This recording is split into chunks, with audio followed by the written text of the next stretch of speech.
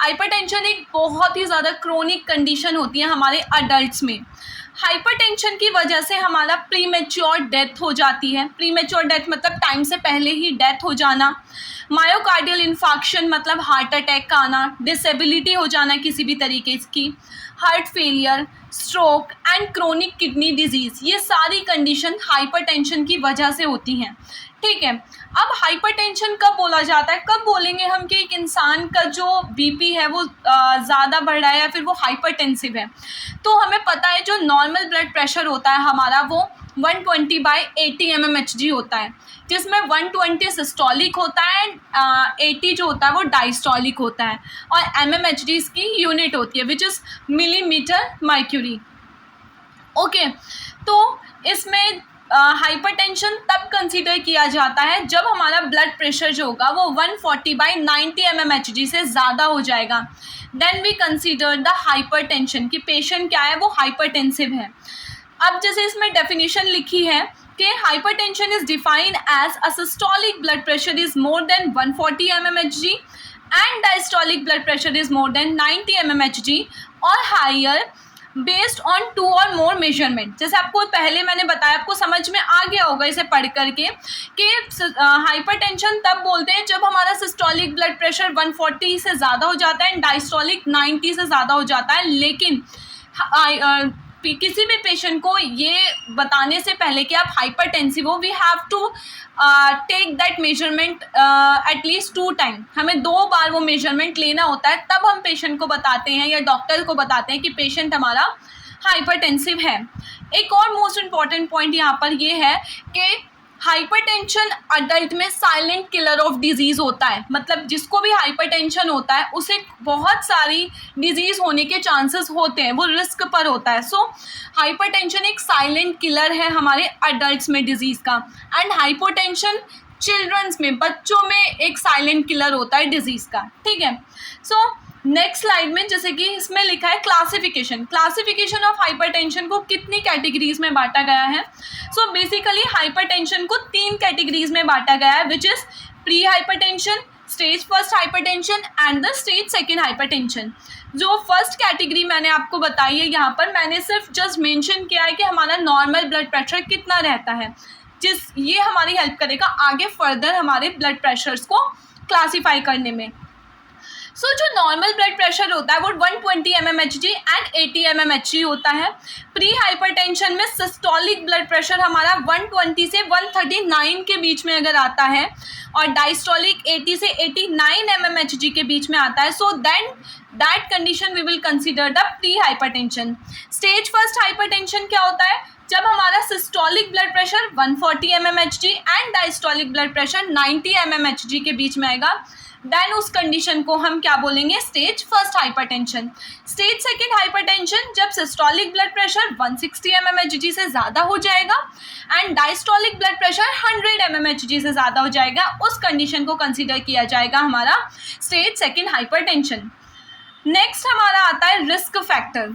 So risk factor का मतलब ये होता है कि कौन कौन सी चीज़ हैं जिनकी वजह से हाइपरटेंशन होने के चांसेस होते हैं हमें। ठीक है, सो सबसे पहले हम बात करते हैं drinking too much of alcohol. Guys, अगर कोई भी पर्सन जो है वो बहुत ज़्यादा अल्कोहल को कंज्यूम कर रहा है तो उससे क्या होगा कि वो हाइपरटेंशन को लीड कर जाएगा।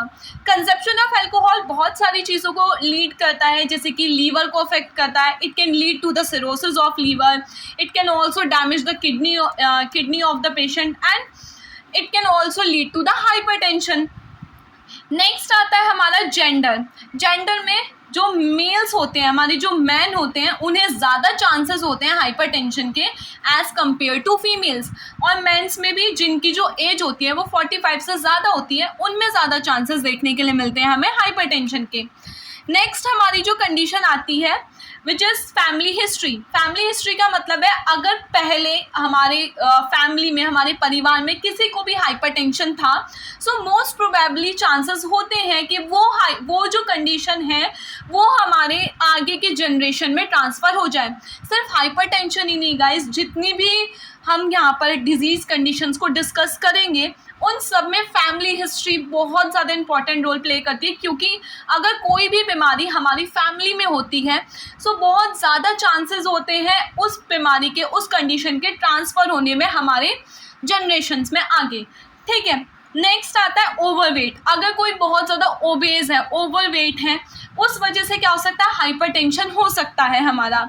Next lifestyle. लाइफस्टाइल में हमारा जो सीडेंट्री लाइफस्टाइल होता है, लाइक कि हम बिल्कुल भी हेल्दी लाइफस्टाइल फॉलो नहीं करते हैं, जिसमें हम 9 बजे उठ रहे हैं, फिर 10-11 बजे हमारा नाश्ता हो रहा है, देन नाश्ता लेने के बाद हम जस्ट बैठ जाते हैं लैपटॉप पर वर्क करने के लिए, या कोई भी सीरीज़ देखना, कुछ भी करना XYZ, जिसमें हमारी जो बॉडी होती है वो मूव नहीं करती, we are unable to do any type of physical activities, जिसकी वजह से क्या होता है, इस लाइफस्टाइल की वजह से हमें हाइपरटेंशन लीड कर सकता है। इसमें एक और फैक्टर आता है गाइस, जैसे कि आजकल जो हमारा डाइटरी पैटर्न होता जा रहा है, ठीक है, जैसे कि नेक्स्ट ही है हमारा पुअर डाइटरी हैबिट। जैसे हमारा डाइटरी पैटर्न होता जा रहा है, बहुत ज़्यादा जंक कंज्यूम करना, जंक कंज्यूम तो कर रहे हैं जंक फूड, बट उसे डाइजेस्ट करने के लिए हम कोई फिजिकल एक्टिविटी ही नहीं कर रहे हैं।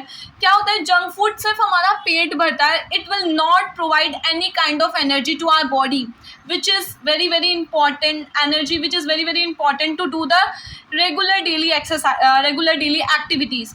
सो बहुत ज़्यादा जंक कंज्यूम करना, बहुत पुअर डाइट लेना, जिसके बाद भी हम कोई फिजिकल एक्टिविटी नहीं कर रहे हैं, इनकी वजह से हमारा हाइपरटेंशन लीड कर जाता है, हाइपरटेंशन हो जाता है। नेक्स्ट हमारा जो नेक्स्ट आता है वो होता है टबैको। टबैको को अगर हम बहुत ज़्यादा कंज्यूम कर रहे हैं किसी भी फॉर्म में, आइदर इट इज़ ओरल और it is in the form of the cigarette, ये क्या करता है, धीरे धीरे हमें हाइपरटेंशन की तरफ लीड करता है। क्यों? क्योंकि जो टबैको होता है गाइस, उसमें निकोटिन प्रेजेंट होता है, और वो निकोटिन क्या करता है, धीरे धीरे हमारी आर्टरीज को ब्लॉक करना स्टार्ट करता है, जिसकी वजह से हाइपरटेंशन और भी बहुत सारी जो डिजीज़ होती हैं, आगे हम पढ़ेंगे इसी यूनिट में, coronary artery disease, atherosclerosis, myocardial infarction, ये सारी कंडीशंस को वो लीड कर जाता है।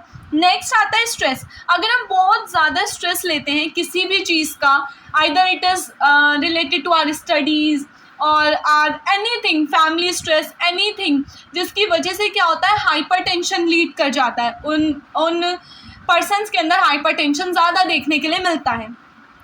Next chronic kidney disease. अब यहाँ पर आप लोग सोच रहे होंगे कि किडनी का और हाइपरटेंशन का क्या लेना देना है। अगर किसी भी इंसान को किडनी डिजीज़ है, किसी भी पर्सन को किडनी डिजीज़ है, उसे हाइपरटेंशन हो सकता है, या हाइपरटेंशन की वजह से किडनी डिजीज़ हो सकती है। क्यों? क्योंकि किडनी बहुत इंपॉर्टेंट रोल प्ले करती है गाइस हमारे ब्लड प्रेशर को मेंटेन करने में। क्यों? क्योंकि किडनी का क्या फंक्शन होता है, यूरिनेशन करना। यूरिनेशन करना हमारी ब्लड को फिल्टर करना, और ब्लड को फिल्टर करने के बाद जो भी वेस्ट होता है उसे बाहर निकालना in the form of the urine. ठीक है, सो किडनी डिजीज़ हमारा नेक्स्ट फैक्टर है। नेक्स्ट आता है एडवांस अडल्ट एज। जब हम जैसे जैसे गाइस देखो क्या होता है कि जब जैसे जैसे हमारी एज बढ़ती है, जैसे जैसे हमारी उम्र बढ़ती है, तो बहुत सारे हमारी बॉडी के जो प्रोसेस होते हैं वो डिटोरेट होना स्टार्ट हो जाते हैं, मतलब ख़राब होना स्टार्ट हो जाते हैं, डिक्रीज़ होना स्टार्ट हो जाते हैं। जितना काम हम अब कर पा रहे हैं, इतना काम हम अपनी आने वाली जो भी हमारी 40-50 साल की उम्र होगी उसमें नहीं कर पाएंगे, क्योंकि उस टाइम पर हमारी जो बॉडी के फंक्शंस हैं वो डिक्रीज़ हो जाते हैं, बॉडी की इतनी कैपेसिटी नहीं होती काम करने की। सो जब फंक्शंस डिक्रीज हो जाते हैं, उसकी वजह से हमारा बीपी कहीं ना कहीं वो हाइपरटेंशन को लीड कर जाता है। नेक्स्ट इसके बाद हम पढ़ेंगे इसमें पैथोफिजियोलॉजी। पैथोफिजियोलॉजी का मतलब क्या होता है? पैथोफिजियोलॉजी का मतलब होता है किस तरीके से, कहाँ से बीमारी स्टार्ट हुई, और बीमारी किस किस तरीके से, कैसे कैसे हमारी बॉडी में आई, अगर कोई माइक्रो ऑर्गेनिज्म के थ्रू आ रहा है, कैसे भी किस किस तरीके से बॉडी में एंटर हुई, कैसे उसकी पूरी साइकिल जो चली और फाइनली बीमारी कॉज हो गई, उसे हम पैथोफिजियोलॉजी बोलते हैं। मतलब जो डिजीज़ कंडीशन की होने की पूरी साइकिल होती है, that is called the pathophysiology. So in pathophysiology we start with the risk factor. क्यों स्टार्ट करें रिस्क फैक्टर से? जब मैंने आपको पहले बताया था रिस्क फैक्टर मतलब कि वो सारे फैक्टर्स जिनकी वजह से हमें बीमारी हो रही है, अगर हम वो चीज़ें फॉलो कर रहे हैं तो कहीं ना कहीं हम रिस्क पर है कि हमें हाइपरटेंशन हो सकता है। सो इसीलिए यहाँ पर रिस्क फैक्टर आया है। सो रिस्क फैक्टर कोई भी हो, either it is stress, smoking, obesity, family history, age, कुछ भी XYZ, कुछ भी रिस्क फैक्टर है, सेडेंट्री लाइफस्टाइल फॉलो कर रहे हैं हम, इन सब की वजह से क्या होगा हमारा, जैसे जैसे हम क्या करेंगे, ये सारे रिस्क फैक्टर के अगर किसी भी एक भी रिस्क फैक्टर के कांटेक्ट में आ रहे हैं, फॉर एग्जांपल ओबेसिटी के कांटेक्ट में आ रहे हैं हम बहुत ज़्यादा खाना खाते हैं, जस्ट बैठ जाते हैं अपने लैपटॉप्स लेकर के या कुछ भी, आइदर इट इज सोना, फिर उसके बाद क्या होता है, कोई भी मूवमेंट हमारी बॉडी में नहीं होता, कोई भी फिजिकल एक्टिविटी हमारी बॉडी में नहीं हो रही है, हम वेट गेन कर रहे हैं दिन पर दिन। इन सब की वजह से क्या होगा, हमारी जो आर्टरीज हैं उनमें चेंज होना स्टार्ट हो जाएगा, ठीक है। अब जब उनमें चेंज होना स्टार्ट हो जाएगा, which result increase systemic vascular resistance. अब क्या होगा, जब उनमें चेंज होना स्टार्ट होगा तो हमारी जो बॉडी का, पूरी बॉडी का ब्लड फ्लो है, उस चीज़ में क्या होगा, उस चीज़ में भी हमारी चेंजेस आएंगे, मतलब वो इंक्रीज हो जाएगा, ठीक है। अब कैसे इंक्रीज होगा, यहाँ पे मैं आपको एग्जांपल देती हूँ। जैसे कि मैंने एग्जांपल लिया था, ओबेसिटी है, मोटापा है, बहुत ज़्यादा खा रहे हैं, बस बैठ रहे हैं, कोई फिजिकल एक्टिविटीज़ नहीं है, हमारी आर्टरीज में चेंज हुआ। आर्टरीज में चेंज होने की वजह से सिस्टमिक वस्कुलर रेजिस्टेंस का मतलब है जितनी भी ब्लड वेसल्स हैं हमारी बॉडी में, जिनसे ब्लड फ्लो हो रहा है, उनमें रेजिस्टेंस क्रिएट होने लगेगा, उनमें रुकावट आने लगेगी हमारी। जब उनमें रुकावट आएगी तो ब्लड फ्लो सही से नहीं होगा हमारा। आगे पढ़ते हैं। अब जब ब्लड फ्लो नहीं हो रहा है, ठीक है, increase after load, blood flow नहीं हो रहा, मान लो फॉर एग्जांपल कोई भी वेन थी, उसमें उस आर्टरी में ब्लॉकेज आ गई, ठीक है, और ब्लड आगे की तरफ नहीं जा रहा, तो ब्लड पीछे की तरफ रिवर्स होने लगेगा ना हमारी बॉडी में, इसीलिए कहा इंक्रीज आफ्टर लोड, मतलब हार्ट पर बहुत ज़्यादा प्रेशर पड़ने लगेगा, लोड पड़ने लगेगा, इन सब की वजह से। Decrease blood flow to the organ, क्योंकि जहाँ पर ब्लॉकेज हुई थी उससे आगे तो ब्लड नहीं जा रहा, उससे आगे जो भी ऑर्गन है XYZ, हम मान लो हमारी किडनी है, किडनी को ब्लड ही नहीं जा रहा आगे हमारा, तो इसकी वजह से क्या हुआ, blood flow to the organ decrease हो गया, मतलब हमारे ऑर्गन्स तक ब्लड नहीं जा पा रहा है, और ब्लड बैक होकर के कहाँ जा रहा है, हमारा हार्ट में जा रहा है, मतलब आफ्टर लोड इंक्रीज हो रहा है, जिसकी वजह से क्या हुआ, डिक्रीज रीनल परफ्यूजन, मतलब renal perfusion, renal word use for kidney है ना, और perfusion word use for flow, blood flow. So हमारा ब्लड फ्लो किडनी के लिए भी डिक्रीज हो गया। जब किडनी के लिए ब्लड फ्लो, किडनी को प्रॉपर ब्लड नहीं मिल रहा, तो वो एक एंजाइम रिलीज करती है which is known as renin. सो किडनी ने यहाँ पे एक एंजाइम रिलीज करी, रेनिन। रेनिन को रिलीज होते ही, रेनिन की वजह से क्या रिलीज हुआ, एंजियोटेंसिन, ये भी एक एंजाइम होती है, ये रिलीज हुई किडनी से। अब इस एंजियोटेंसिन ये किस चीज़ के लिए रिस्पॉन्सिबल होती है, ये रिस्पॉन्सिबल होती है हमारी वेसल्स को कॉन्स्ट्रिक्ट करने के लिए, मतलब सिकोड़ने के लिए वेसल्स को हमारी, ठीक है, जिसकी वजह से आर्ट्रियोलर वेसोकॉन्स्ट्रिक्शन हो गया, मतलब जो आर्टरीज थी हमारी सारी वो सिकुड़ने लगी, धीरे धीरे धीरे धीरे सिकुड़ने लगी। अब जब आर्टरी सिकुड़ने लगी तो क्या हुआ, हमारा इंक्रीज पेरिफेरल रेजिस्टेंस, मतलब पूरी जो भी हमारी जितनी भी ब्लड वेसल्स थी, आर्टरीज थी, वेन्स थी, उनका रेजिस्टेंस, उनमें रुकावट बनने लगी, ब्लड आगे जा ही नहीं रहा है। जब ब्लड, क्योंकि आर्टरी सिकुड़ गई, नैरो हो गई, तो ब्लड आगे की तरफ नहीं जा रहा, ब्लड आगे की तरफ ना पुल होकर के वो पीछे की तरफ ही, क्योंकि हार्ट तो रेगुलर पंप कर रहा है ना ब्लड को। अब क्या हुआ, ब्लड को आगे, वो आगे नहीं जा पा रहा, तो वो क्या कर रहा है, जैसे कि पानी का फ्लो होता है ना, पानी अगर आगे नहीं जाता तो पीछे आने लगता है। सो इसी तरीके से ब्लड जो है वो पीछे आने लगता है और ब्लड प्रेशर इंक्रीज हो जाता है, हमारे हार्ट पर लोड बढ़ जाता है, हमारी हार्ट बीट इंक्रीज हो जाती है और ब्लड प्रेशर क्रिएट हो जाता है, ठीक है। नेक्स्ट आती है हमारी clinical manifestation. Now what is the meaning of clinical manifestation. So medical term में जितने भी सिम्टम्स या साइन हमें दिखते हैं ब्लड प्रेशर से रिलेटेड, किसी भी डिजीज कंडीशन में, उन्हें एक पर्टिकुलर टर्मिनोलॉजी से डिनोट किया गया है जिसे हम क्लिनिकल मैनिफेस्टेशन बोलते हैं। सो क्लिनिकल मैनिफेस्टेशन में सबसे पहला जो क्लिनिकल सिम्टम आता है विच इज़ सीवियर हेडेक। इस हाइपरटेंशन की वजह से बहुत ज़्यादा हेडेक होता है, ठीक है। नेक्स्ट आता है चेस्ट पेन होता है हमें, चेस्ट पेन, क्योंकि भाई सारा ब्लड क्या हो रहा है, हमारा बैक फ्लो हो रहा है, हमारे हार्ट पे बहुत ज़्यादा प्रेशर पड़ रहा है, चेस्ट पे प्रेशर पड़ रहा है, तो चेस्ट पेन हो रहा है हमें, ठीक है। हेडेक क्यों हुआ था गाइस, हेडेक इसलिए हुआ था कि ब्लड जो बैक फ्लो हो रहा है, हमारा हार्ट पे सारा प्रेशर जा रहा है, ब्लड ऑर्गन्स तक तो जा ही नहीं रहा, तो हमारे हेड को, हमारे जो ब्रेन है उसे प्रॉपर ब्लड नहीं मिल रहा, तो उसके ब्लड की कमी की वजह से उसमें हेडेक होने लगा हमारा, ठीक है। इसके बाद आता है डिफ़िकल्टी इन ब्रीथिंग, क्योंकि चेस्ट में पेन हो रहा है, चेस्ट में प्रेशर क्रिएट हो रहा है, तो सांस लेने में भी दिक्कत होगी हमें।